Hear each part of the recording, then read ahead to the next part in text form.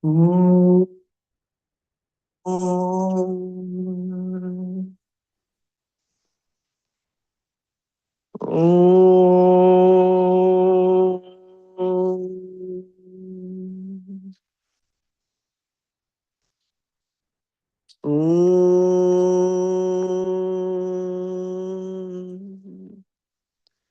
Om Sahana Vavatu Sahanau Bhunaktu Sahaviryankaravavahai Tejasvinavadhitamastu ma vidvishavahai.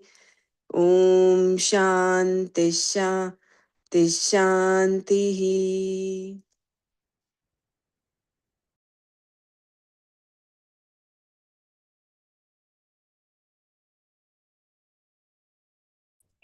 नारायणं नमस्कृत्य नरं चैव नरोत्तमं देवीं सरस्वतीं व्यासं ततो जयमुदीरयेत्.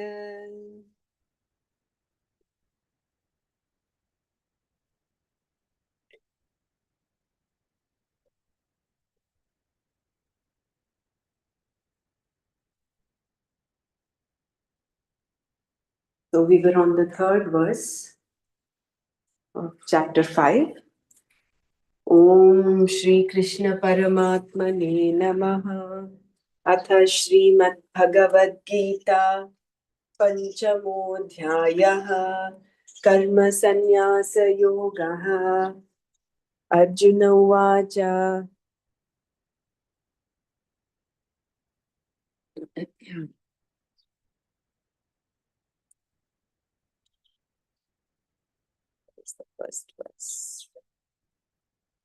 संन्यासः कर्मयोग संन्यासं कर्मणां कृष्ण पुनर्योगं च शंससि यच्छ्रेय एतयोरेकं तन्मे ब्रूहि सुनिश्चितम्. श्रीभगवानुवाच संन्यासः कर्मयोगश्च निःश्रेयसकरावुभौ तयोस्तु कर्मसन्न्यासात् कर्मयोगो विशिष्यते.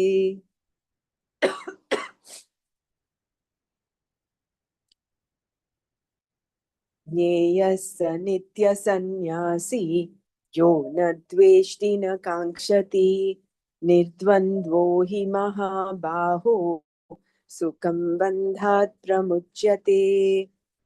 The person who neither hates nor longs for anything should be known as always a renunciate, O Arjuna, because one who is free from the opposites, likes and dislikes, is effortlessly released from bondage. So, Lord Krishna's definition of a sannyasi. So it is not it's not the external symbols, but it is an inner attitude. And of these sannyasis, we've seen a jnani who has self-knowledge is already a sannyasi. A sannyasi who has self-knowledge is a jnani. So we are not talking about that person. We are talking about a sannyasi who's taken to the lifestyle of sannyasa, who is still a vividisha sannyasi. Vidvat sannyasi is one who's already accomplished, who's already gained self-knowledge. So he tells Arjuna, I've given two lifestyles, sannyasa and karma yoga. So because sannyasa requires a certain inner maturity, qualification to take it on up, so what is by default the lifestyle is karma yoga.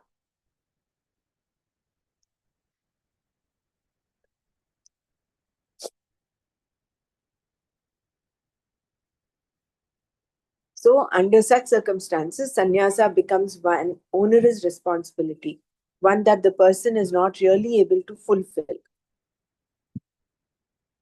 So without that preparedness, if son takes to lifestyle of sannyasa, he neither gets to enjoy this world, nor is pursuing sannyasa in the right manner. So he's neither here nor there.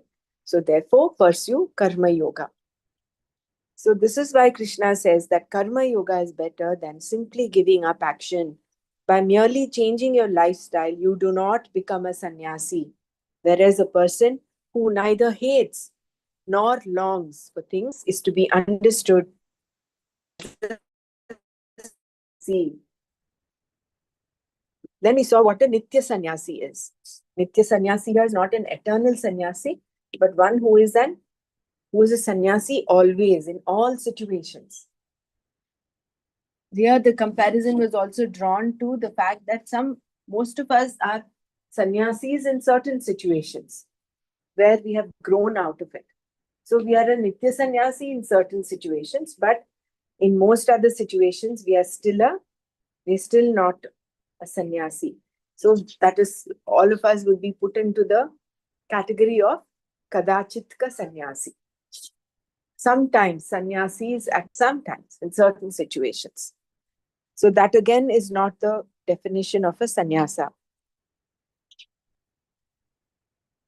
So the sannyasi is not bound by raga dveshas, meaning that he or she is not under the spell of likes and dislikes. Only such a person can be a nitya sannyasi. To be free from raga dvesha with reference to everything. Now, why are we kadachitka sannyasi? Because we still have the value for certain things. We have maybe only given up certain things, but we've not grown out of them. So as long as we still have the value, there will be that raga dvesha still. So a sannyasi is not bound by raga dvesha. Only such a person can be a nitya sannyasi. To be free from raga dvesha with reference to everything means that you are not affected by the presence or absence of a given thing. You are not overwhelmed or afraid in the presence of something, and you do not miss something when it is not there.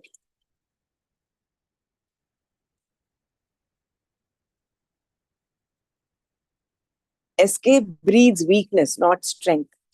And then we saw how it is not just escaping doing things. When you're supposed to do certain things, escaping doing them will only make you weak.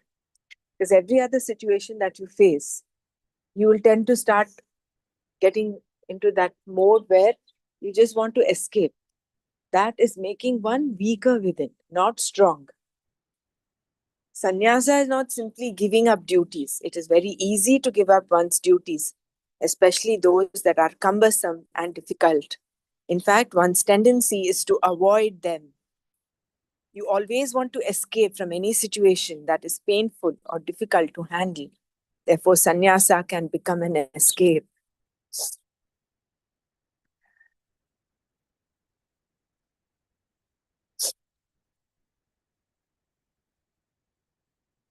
I mean, even in our own daily lives, there are so many things that we have to do. But somewhere deep within, we may keep putting it off because of the mere challenge that it poses. But when we actually take it on and say, no, yes, this time I'm just going to get it done, the pleasure, the joy that you get after having completed that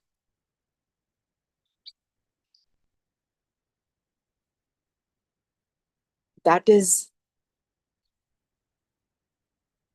different from, I mean, that gives you a sense of contentment because you need to do it, but you've been putting it off for a while. I think all of us would have such situations.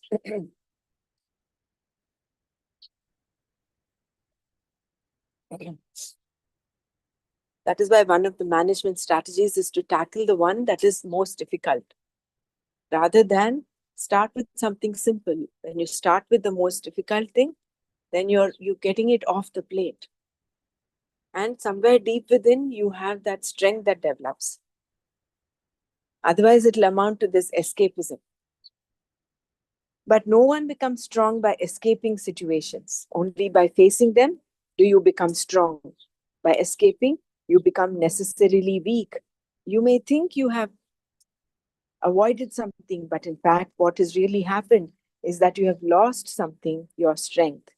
Escape means you have yielded to the enormity of the problem. By running away from the problem, no matter how enormous it is, you become weaker. Escape has another disadvantage in that in the future you will find it necessary to run away from lesser problems.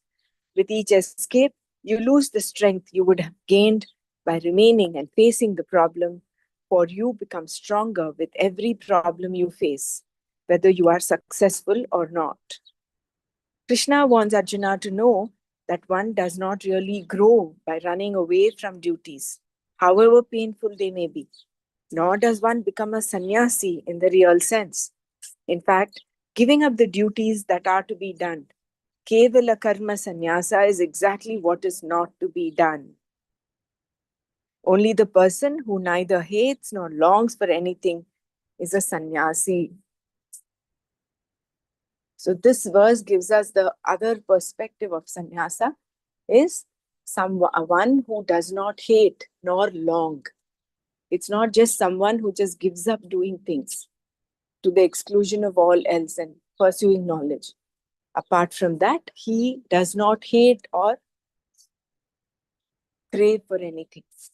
According to Shankara, a Nitya Sannyasi can be understood in an absolute as well as a relative sense.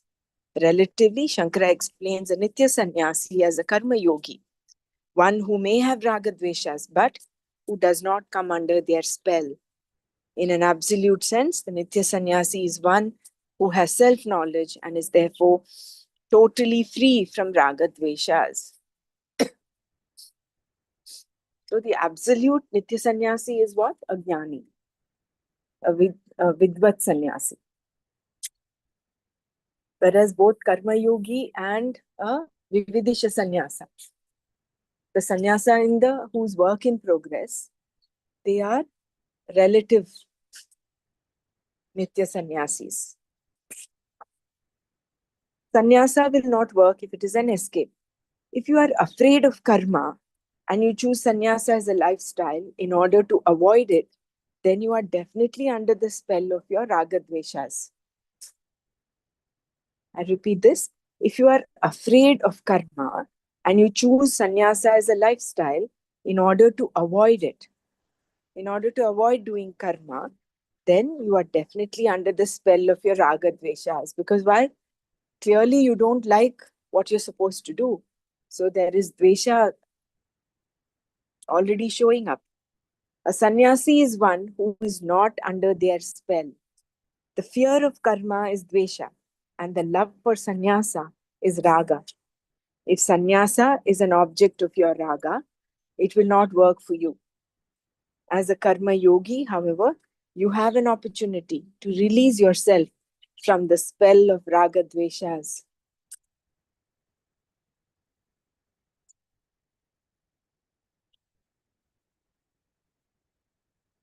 By living the life of a karma yogi, you allow your raga dveshas to manifest themselves, and at the same time, you are able to manage them effectively. The ability to remain free from their spell is what makes you a karma yogi.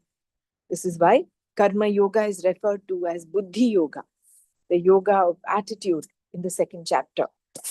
Buddhi there means a particular attitude towards what is to be done, what is not to be done, and also towards the results of action.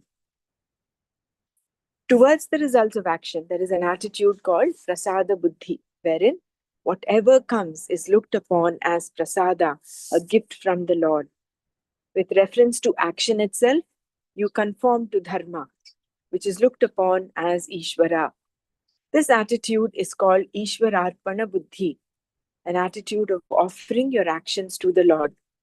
These two buddhis, attitudes, the Prasada Buddhi and the Ishvararpana Buddhi, constitute Karma Yoga.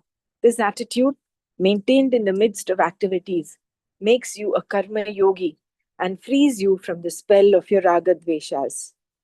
There is no problem once one is a sannyasi, even relatively. But until then, one has to live a life of a karma yogi.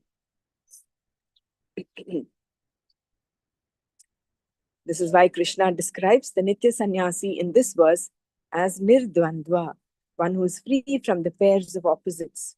Opposites here stands for Raga Dveshas, pleasant and unpleasant situations, success and failure, and so on. All such situations are dvandvas, opposites. These dvandvas are always there, and because of your Raga Dveshas, they can bind you.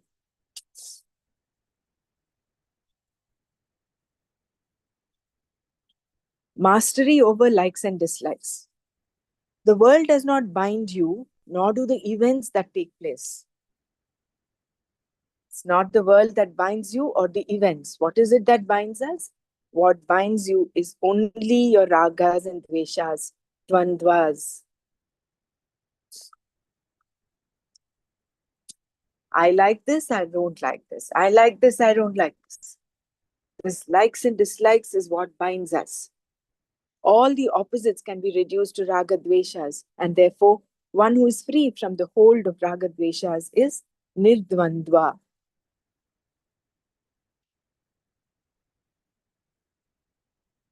In fact, even the opposites themselves do not really bind you. They are simply facts of life. Not getting what you want is always in terms of your raga, meaning that certain situations are not in keeping with your likes. You want something to happen, which may not happen, and instead the opposite may happen. This is the very nature, the order of things. Not because the world is bad or your raga dveshas are bad, but simply because that is how it is. Since you are not omniscient, you are not free from raga dveshas. And since you are not omnipotent, they will often remain unfulfilled. If you were almighty, all powerful, then you could fulfill all your ragas, dveshas, but you are not. The only way out then is to have mastery over your raga dveshas. So, because we are not omniscient, we do not know the outcome of our actions. Neither are we omnipotent, are we all powerful to get what we want. Because of these two, and because the world, nature of the world is that the results are how they have to be. It is not how what you expect them to be. So therefore, rather than going the way of getting things, getting what you want, expecting to get what you want, being a master of your raga dveshas, there you be a master. The only way out is to have mastery over your raga dveshas. To the extent that you have such mastery, you will have mastery over your life, over the world. That's why Gurudev says, if you know how to handle your mind, you can handle the world. It is not the world that binds you. What is binding us? What is binding you and me is our own mind, our raga dveshas.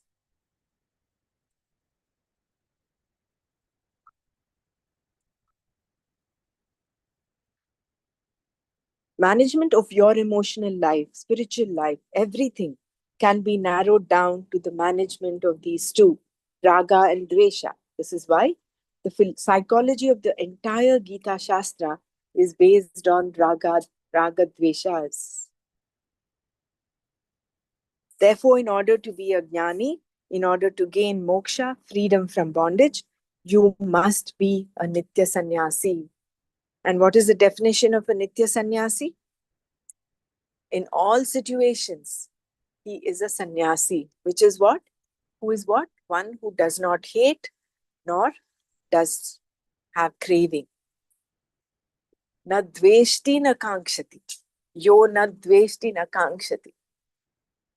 A nitya sannyasi is either a jnani, in which case he is an absolute nitya sannyasi, or an accomplished karma yogi. Accomplished karma yogi is one who has mastery over his raga dveshas. An accomplished karma yogi is a sannyasi.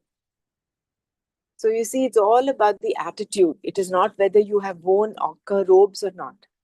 Even a karma yogi can be a sannyasi with respect to his attitude. Anyone who has the maturity, meaning that the person is not in the hands of raga dveshas, is a sannyasi. Whether he he or she has the external symbols or not. This is the person that is fit to be released from bondage. So, literally speaking, we don't need to take to the lifestyle of sannyasa. All it requires is that maturity in the mind. Be free from ragadveshas. Be a master. Master your mind.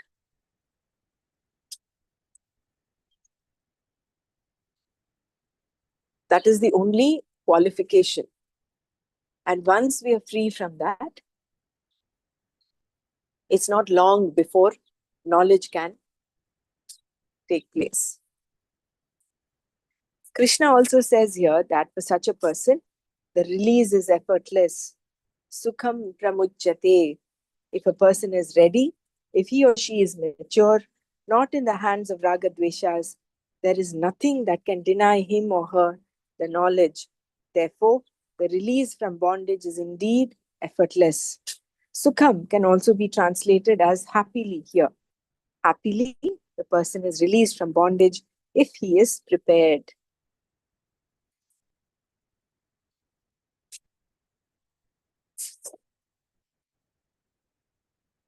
So anyone wants to share anything before we go to the next paragraph?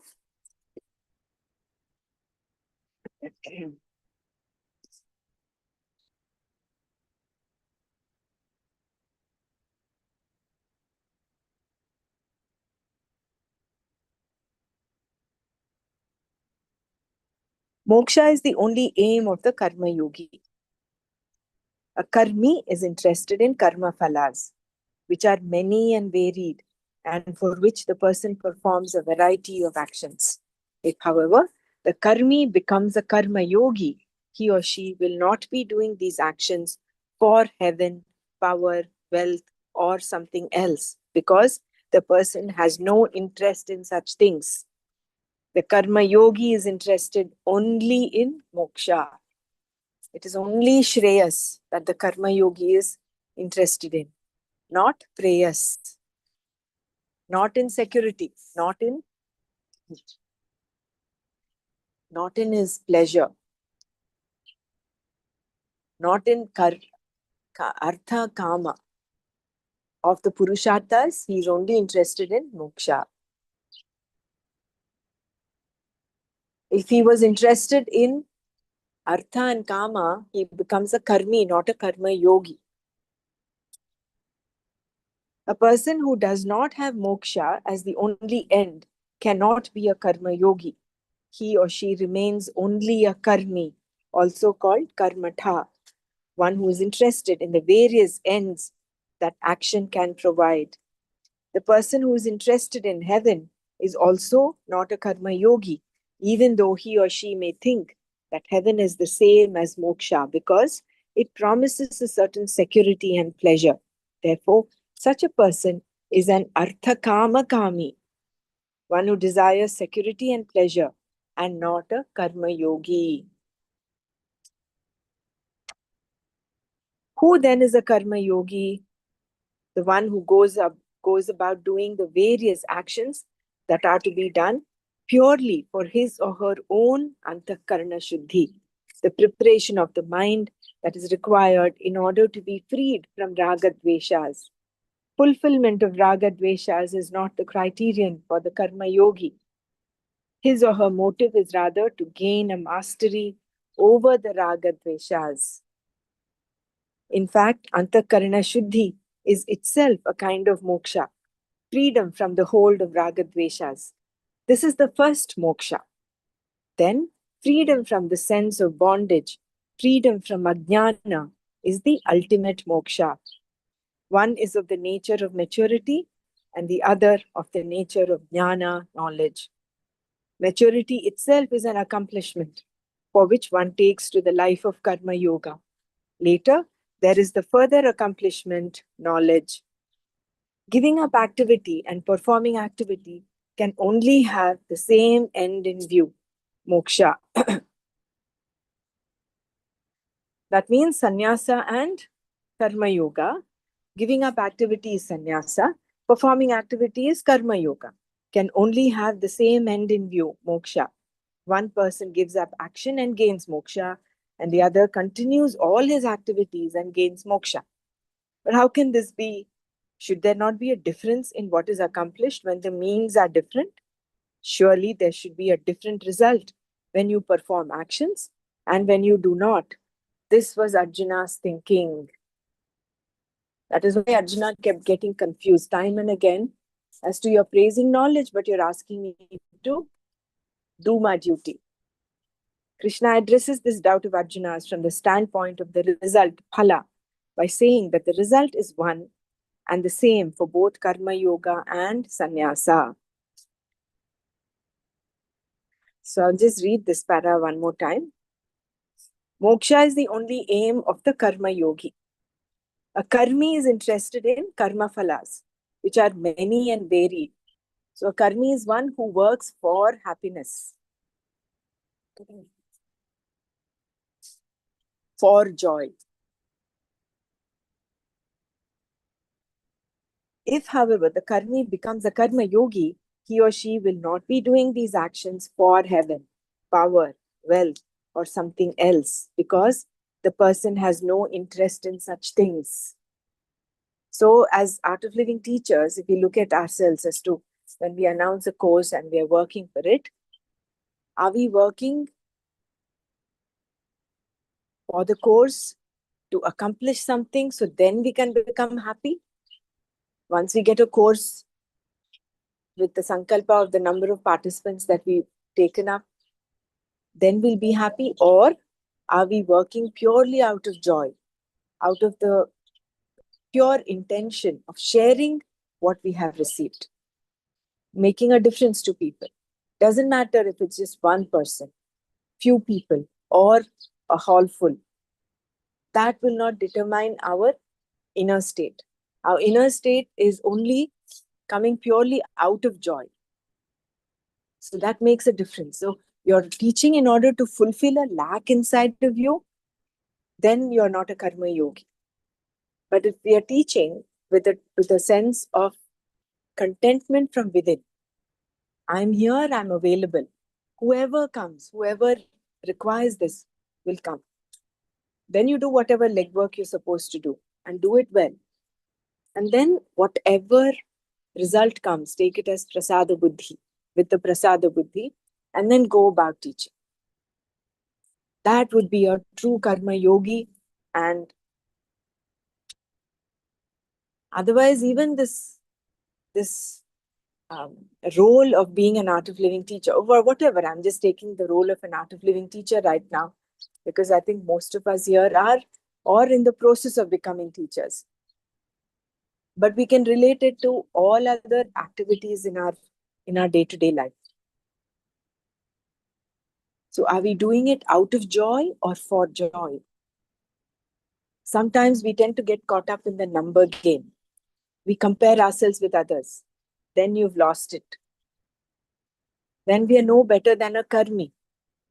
We're doing something noble, no doubt. We're doing something as to share knowledge. But how is our inner state? That is why it is said, it is not what you are achieving, who you are becoming is what is important.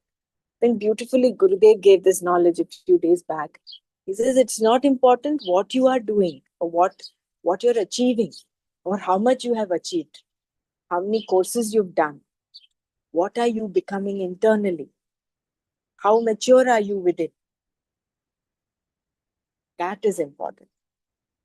And he also says, having taken the human birth, I think yesterday, day before,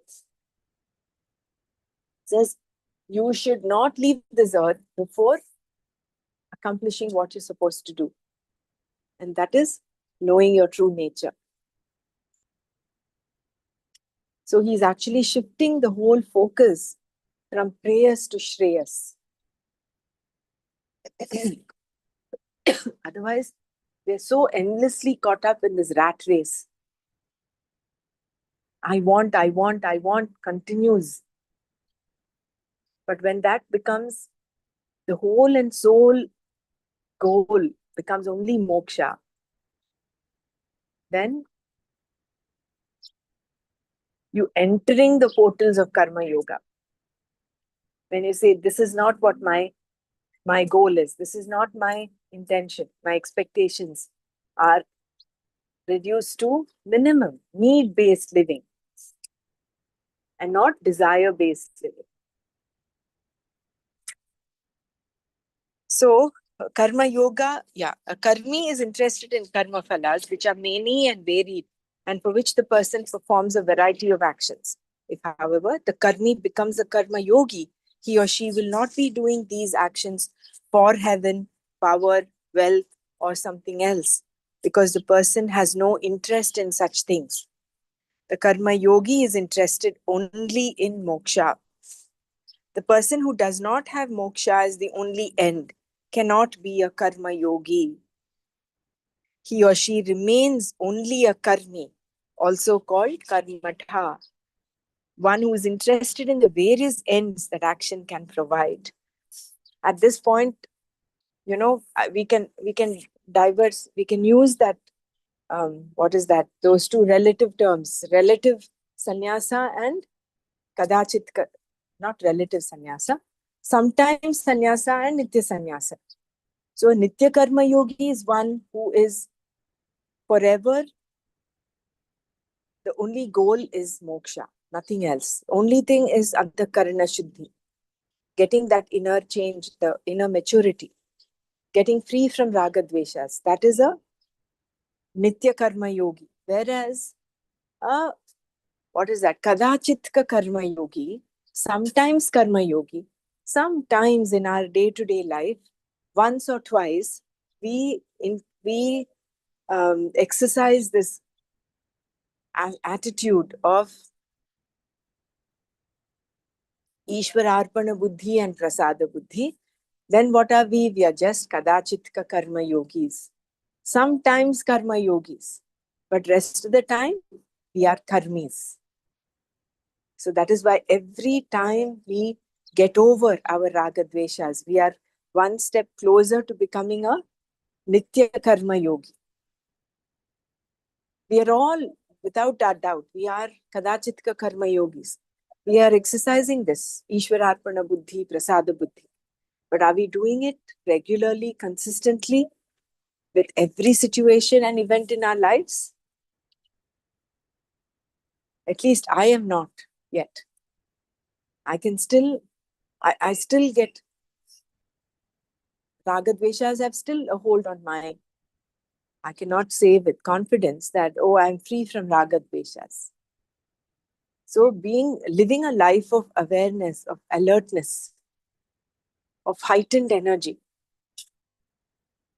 and being in that state of witness consciousness, that will help us come closer to becoming a Nitya Karma Yogi. I mean, these terms I've just coined, Nitya Karma Yogi and Kadachitka Karma Yogi, only because we will have to apply it to our own lives and see where are we, where do we stand.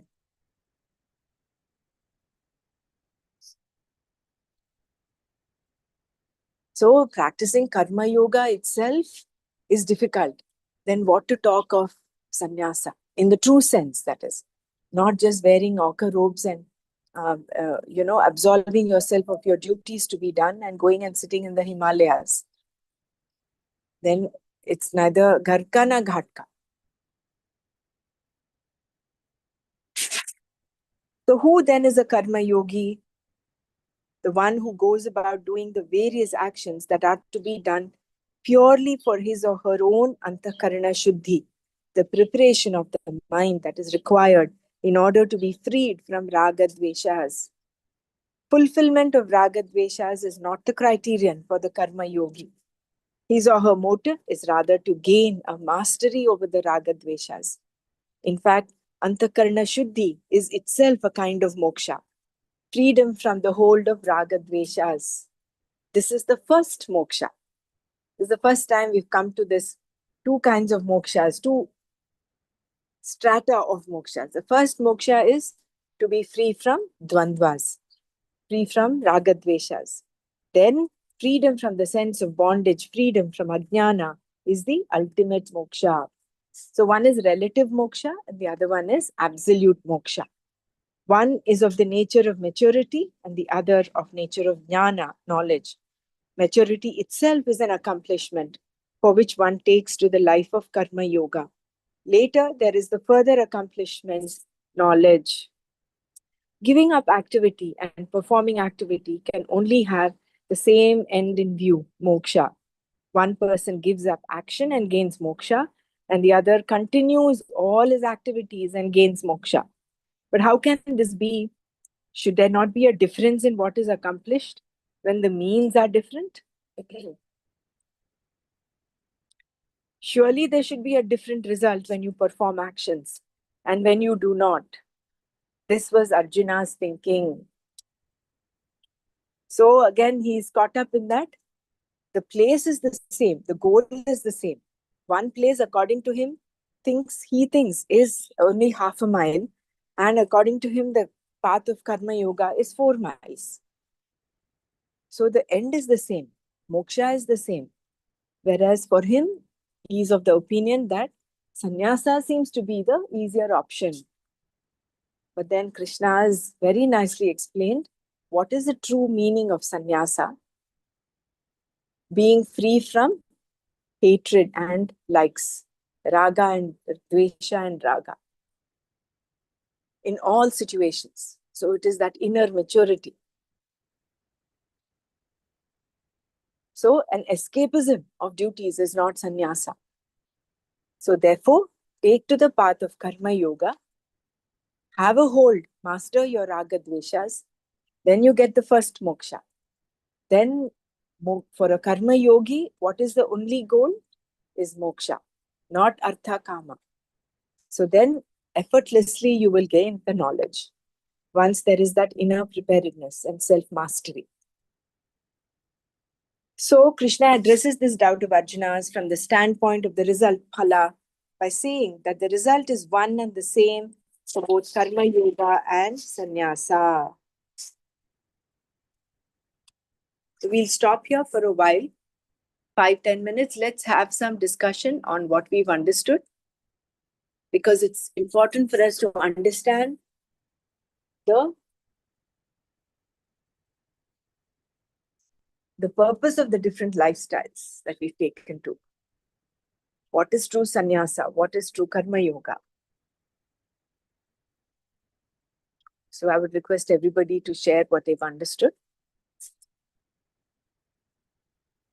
before we go on to the next verse.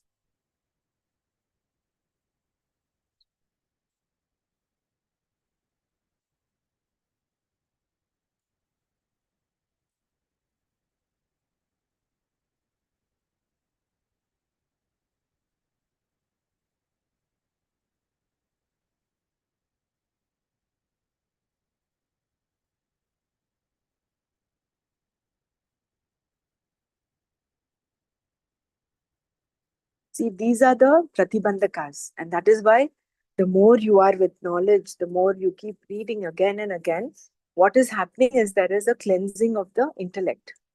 So all these little doubts, cobwebs of doubts get cleared up. It becomes clearer. The what the Shastra wants to convey becomes more and more transparent. That Shastra Kripa happens. Dr. Brahma, are you discussing the verse 3 or 4 now? Verse 3, 3, 3. We haven't Oh, come to 4 yet. It is 3 we are discussing. sorry, I missed yesterday and Yeah. I just started No, we listening. didn't do much. We repeated 3 again. Oh, And okay. there was a repeat of what was done day before. And then, Okay, good. So we read, like following the Arjuna's question, which path is better for him? right. Then he tried to explain about uh, that jnana karma sannyasa and then karma yoga and sannyasa. Then he had the question about why he keeps talking about both. Yes. One is better. He felt for him the sannyasa is better. Why we had to go through all this hardship, in terms of karma yoga, right? Right. But then the third one, he wanted to make sure he understands what each one is. So So he's trying to explain that about sannyasa. So what is sannyasa? So we read about nitya sannyasa and kadachit sannyasa. The nitya sannyasa, where one doesn't have any longing or hating towards any thing, and um, they are the nitya sannyasa. Like we have grown out of childhood things as we grew up. Yeah. So we are not either having the longing or hating for those objects, so, or situation like you have the breastfeeding and things like that we talked about. Kadachit sannyasa is that when you are like meditating or something, that you are all one and you are not doing anything. In that mood, we don't have any longing or hating towards anything. It's like basically we are free from that opposites. So that part sometimes we being that sannyasi, like not having that stuff. But so that's where I ended up listening to it. After that, uh, I, I don't remember. Did we read more about sannyasa in that aspect, or those two only? Thought I remember reading. I mean, probably I missed in the middle something. Yeah. Anybody else wants to share to complete this, what we learned today?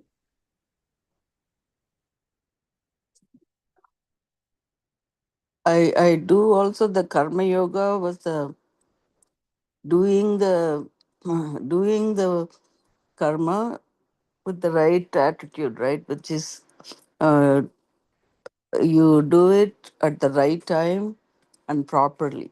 You have to.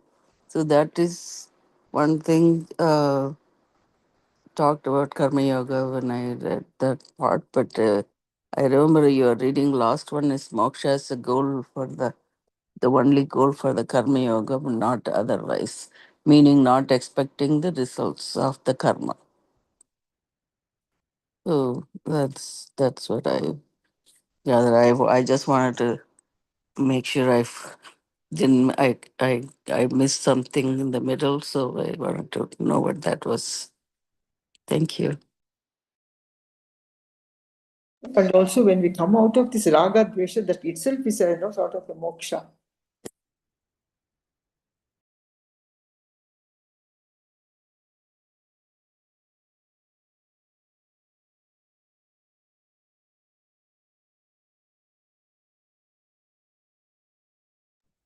So, again, Mhm. going through the definition of sannyasa, giving up action does not mean you just change your attire and give up your duties, and then that will amount to escapism. Escapism is not, it only breeds weakness rather than strength.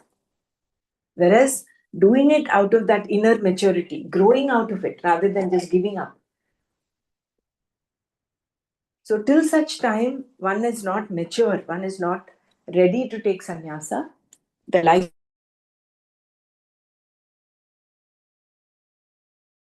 default the lifestyle. And what is a karma yogi? Who is a karma yogi versus a karmi? Karmi is one who works towards for happiness, for wealth, for power, for fame, for material gains, for heaven, even heaven. Whereas a karma yoga, his only sole and whole purpose to do activities, to do his duties, is to gain antakarana shuddhi for moksha. Moksha is his only priority. And in doing so, he is slowly getting rid of his ragadveshas. He's doing activities with that Ishwararpana buddhi, and whatever is the result, he takes it with prasada buddhi. So, this inner attitudinal shift gives him the first moksha. Once he is mastered his ragadveshas, he gets the first moksha, which is bondage, freedom from bondage of the ragadveshas. Versus a karmi. A karmi is still, you know, revolving. He's moving around in that rat race. of I want this and I want that. Only then I'll be happy. I want to avoid this, but if the same thing happens, I'll be sad. So a karma yogi is free from raga dveshas. That's the first moksha. And then that is the relative moksha. Absolute moksha is when he acquires self knowledge. And that is not too far. Once the preparation is done, once the mind is prepared, then sukham pramuchyate. That, and it So the, happens effortlessly. you said relative moksha, being I mean, having the antakarna shuddhi. Antakarna shuddhi. Okay, and the absolute is the knowledge part. Absolute is Okay, got with it. knowledge. Jnana yoga. Jnana. Hmm. Yeah, so that's a part, right, where Yeah. sannyasa is trying to understand. Sannyasa is very important, like you said. The we completely, I mean, not like an escape part of the. We have to completely be free of those ragadveshas Mm. before we go into sannyasa. Then we know we are Correct. not ready for it by ourselves, like as you were reflecting earlier. Um, that, yeah, that desire arises in your mind, like so. So when you, just for the sake of it, to escape some situation, oh, I'm going to take sannyas and go for somewhere. Mm. Then you that whatever the problem that pushed them to do sannyasa, that's not resolved in their mind. Mm. Then it be really hard to control their mind and senses and the body before we become sannyasi, right? Correct. Yeah, so that's a part we have to understand. Mm. So that's what not. So why Arjuna is not ready in that sense? Maybe he had all this desire, meaning like he still had that bondage with the family and relatives and all that. So So, he's not ready to go for sannyasa, even if he wants to skip the situation of that war, right? plus, he is his role there is a kshatriya. Yeah, he's Kshatriya, right. And he's in the middle of a war. He's in the middle of a dharma yuddha. Yeah, In the apart middle of a from that, dharma yuddha. like, you Yeah. still have that desires in the mind, right? Like, Yeah. situations like that, you cannot escape. Mm, you have to face the situation and go. mm, I mean, overcome that first before you go into this sannyasa part. Even that become the jnana karma sannyasa, right? Once the Correct. person has antakarna shuddhi and attain the knowledge, then it becomes jnana karma That's sannyasa. exactly what Krishna is, no? Yeah, He is there, me being a charioteer, yeah, and as though aiding the war. mm, He's there doing it. So right. he's doing his part, but he's doing it out of the sense of non doership. Non-worship, yeah. That's why Krishna and Arjuna are contrasting there. Arjuna Mm, is representing a jiva, and Krishna all along is it's representing Brahman, Brahman, yeah. Mm-hmm. the state of Brahman. So Mm, we yeah, have that contrast there. absolute knowledge. Absolute knowledge and relative knowledge. Relative Right, moksha and absolute moksha. right. Mm-hmm. Good. So anybody else wants to share? Yeah, Jai Gurudev. It is like the farmer before sowing the seeds. He not only has to prepare the ground, but even after sowing, there will be so many unnecessary weeds. So all of us, like even we know that moksha is our ultimate goal, but still the doubts and samshayas are like weeds, which we have to keep on cutting moment to moment in the form of ragadvesha, in the form of doubts, in the form of these all. So it is like taking the example of a farmer who keeps preparing the land. In the same way, we have to keep cleaning our slate assuming that any moment he can come and he can have that safe place to sit, which is clean and which is right for him. Very true. Jai See, we Gurudev. do not know how many ragadveshas are embedded in our subconsciousness, in our as vasanas. Over lifetimes, we have accumulated so many of them. Only when we go out, interact, do certain things, will they crop up. So, when you're doing your duties, when you're doing karma yoga, when you're going out there, you will interact with people. You cannot be sitting as a recluse. No, recluse again is someone who is by himself. You're not like that. Karma yoga involves activity, involves interacting, involves um, facing the world and not escaping the world. So when you do this, there are so many of those little ragadveshas that you think you have overcome may crop up. So every time we face a situation where this is coming up and you are having a say over it, you have mastered it, cleaning up little by little. So that antakarna shuddhi is what is only removing that raga dvesha from the vasanas. Vasana cleansing is antakarna shuddhi. And that entanglement is Mm, and entanglement happens only with your closed ones. So mm, that realization that here mm, I'm getting entangled and it mm, is so that awareness, it mm. has already, I mean, that is what, and out of that entanglement, when you do certain things, maybe anything it can be. It can be anything. It can be you react or you respond. Yeah. But it is again that mamatva, Mm, very beautifully was explained in the second chapter. Yeah, mm, very beautiful. Kadachita sannyasi and Nitya sannyasi. Nitya mm, sannyasi is very beautiful. It is not necessary to wear the orange throw and mm.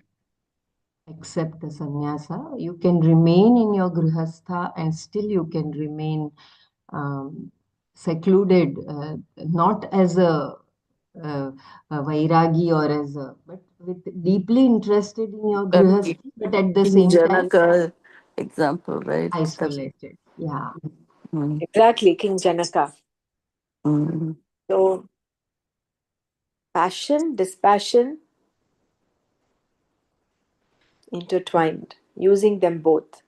You passionately do things, but have with a state of inner dispassion.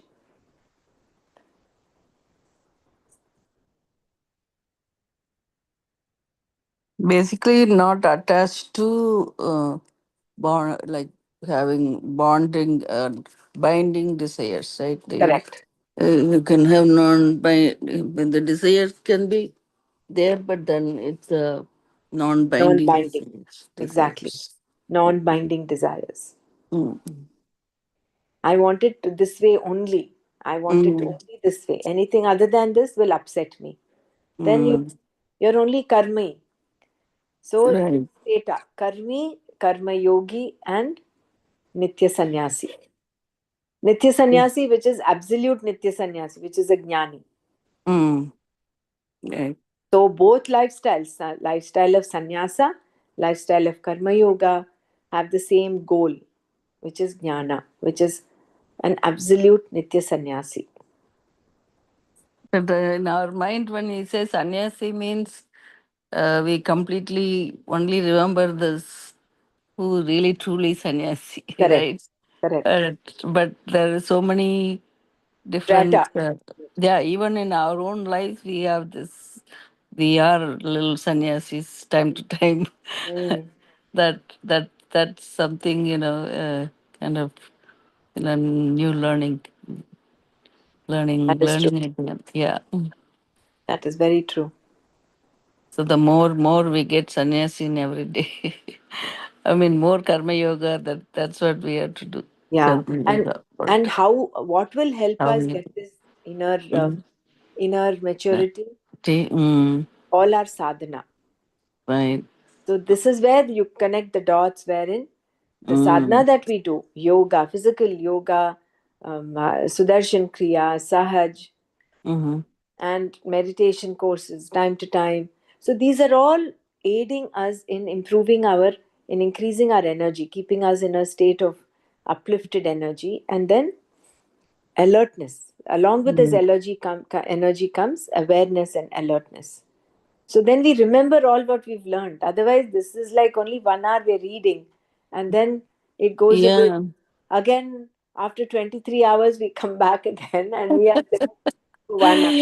The I rest of the know. time, we are back to square one. Then it makes no difference. So we combine these two, combine our spiritual practices, chanting, japa, all of them. They Right. aid in some way or the other. So we'll stop here at 6 o'clock. We'll take up 4 tomorrow, verse 4. ॐ लोका समस्ता सुखिनो भवन्तु ॐ शान्ति शान्ति शान्तिः ॐ तत्सत् श्रीकृष्णार्पणमस्तु जय गुरुदेव Very good, Dev. Thank you. जय गुरुदेव। एकमेवाद्वितीयं ये ब्रह्मा निर्गुणं निश्चलं निर्विकारम् एकमेवाद्वितीयं ये ब्रह्मा अत्र वेदान्तमेव प्रमाणम् बोधक सद्गुरु तत्त्वनिष्ठः ईश्वरानुगृहीतेन वेद्यम् एकमेवाद्वितीयं ये ब्रह्मा ज्ञानगम्यं तुरीयं हृदस्थम् आत्मरूपं हि तत्त्वेन ज्ञातम् सोऽद्वनः पारमाप्नोति सत्यम् एकमेवाद्वितीयं ये ब्रह्मा ब्रह्मज्ञस्य तु ब्रह्मैव सर्वं नास्ति मोहो भयं नैव दुःखम् तस्य स्वानन्दमग्नं हि चित्तम् एकमेवाद्वितीयं ये ब्रह्मा निर्गुणं निश्चलं निर्विकारम् एकमेवाद्वितीयं ये ब्रह्मा एकमेवाद्वितीयं ये ब्रह्मा ब्रह्मैव सत्यम्